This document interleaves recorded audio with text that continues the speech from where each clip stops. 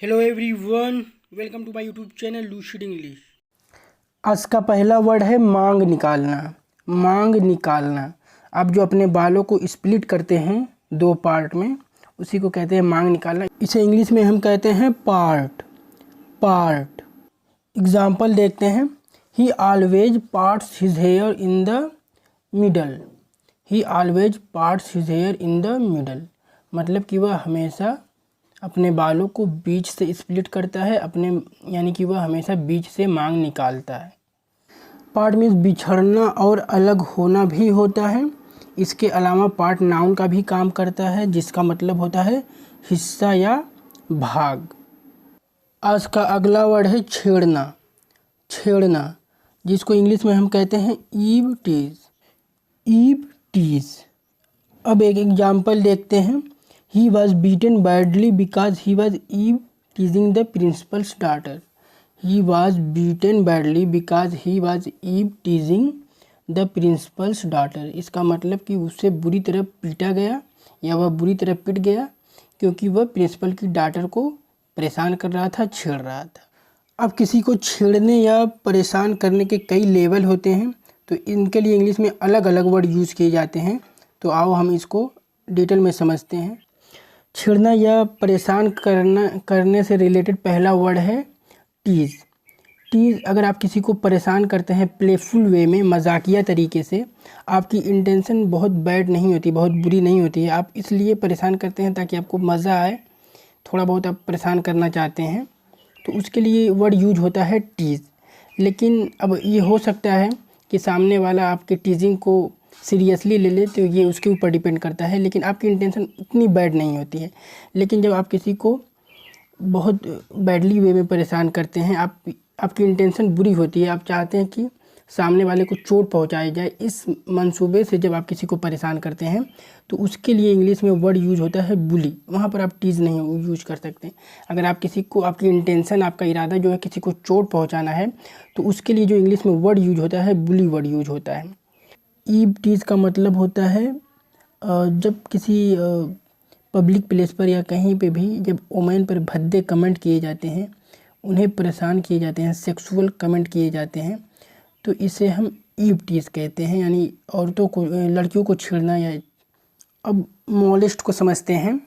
तो जब किसी के साथ ज़ोर ज़बरदस्ती किया जाता है इन अ सेक्सुअल वे, तो उसे हम मॉलेस्ट कहते हैं। तो ये फिज़िकल भी होता है और ये बहुत ही खिलौने टाइप का छेड़छाड़ है, और ये किसी भी तरीके से, किसी भी हाल में इसको माफ़ नहीं किया जा सकता है। इस केस में और अक्सर जो है कि कंप्लेंट होते हैं, FIR लॉज होते हैं।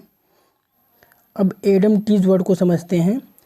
तो जब वीमेन के द्वारा मैन पर भद्दे कमेंट या सेक्सुअल कमेंट किए जाते हैं किसी पब्लिक प्लेस पे या कहीं पे भी, तो उसे हम एडम टीज़ कहते हैं।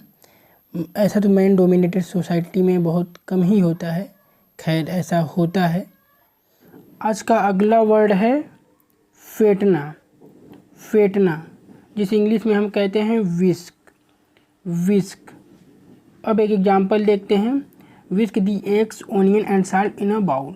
Whisk the eggs, onion and salt in a bowl, यानी कि अंडे, प्याज और नमक को कटोरे में फेंट दो। हिंदी में फेंटना वर्ड हम ताश फेंटने के लिए भी यूज़ करते हैं, लेकिन इंग्लिश में इसके लिए, यानी कि ताश फेंटने के लिए, हम शफल वर्ड यूज करते हैं, shuffle.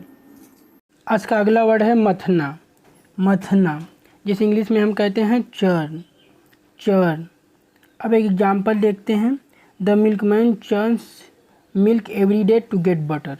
The milkman churns milk every day to get butter, यानी कि दूध वाला दूध को रोज़ मथता है ताकि वह मक्खन प्राप्त कर सके। जिस नाद में या मटके में मथने का कार्य किया जाता है, उसे भी इंग्लिश में हम चर्न कहते हैं, यानी कि चर्न वर्ड नाउन भी है और साथ ही साथ वर्ब भी है। आज का अगला वर्ड है पसीना निकलना। पसीना निकलना, इसे इंग्लिश में हम कहते हैं स्वेट। स्वेट। अब एक एग्जांपल देखते हैं। He was sweating because of running so fast.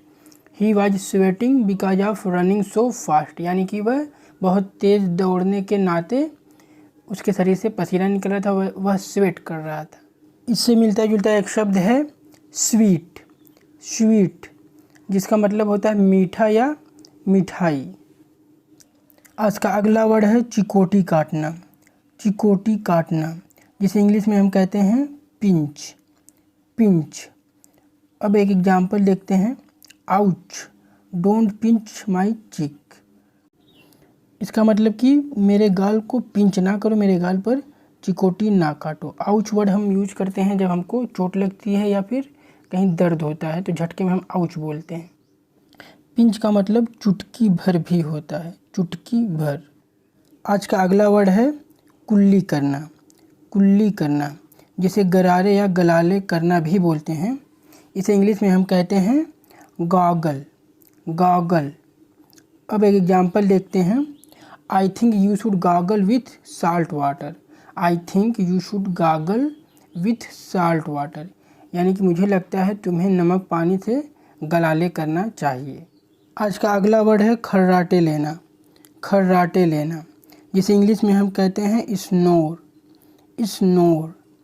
अब एक एग्जांपल देखते हैं, सी स्नोर्स लाउडली, सी स्नोर्स लाउडली इसका मतलब वह बहुत ज़ोर से खर्राटे लेती है।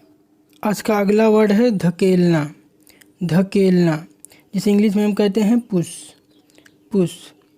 अब एक एग्जांपल देखते हैं, do not push me into the water या don't push me into the water यानी कि पानी में मुझे मत ढकेलो।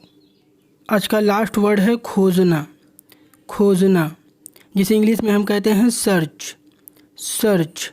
अब एक एग्जांपल देखते हैं, she was searching for you, she was searching for you इसका मतलब कि वह तुम्हें खोज रही थी। Thanks for watching.